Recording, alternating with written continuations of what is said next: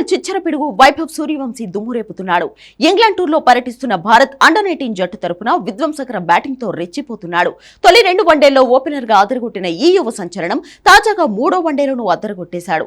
కేవలం 31 బంతుల్లో 6 ఫోర్లు 9 సిక్సర్లతో 86 రన్స్ చేశాడు. ఎదుర్కొన్న 31 బంతుల్లో 15 బంతులను బౌండరీకి తరలించాడు.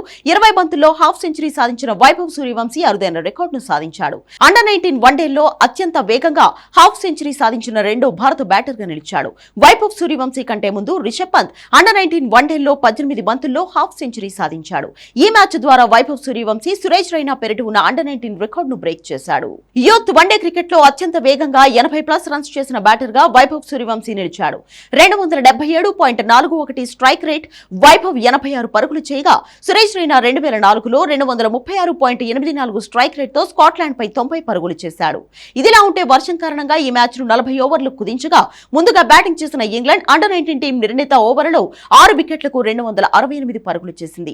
అనంతరం భారత అండర్-19 జట్టు 34.3 ఓవర్లలో 6 వికెట్లకు 274 పరుగులు చేసింది.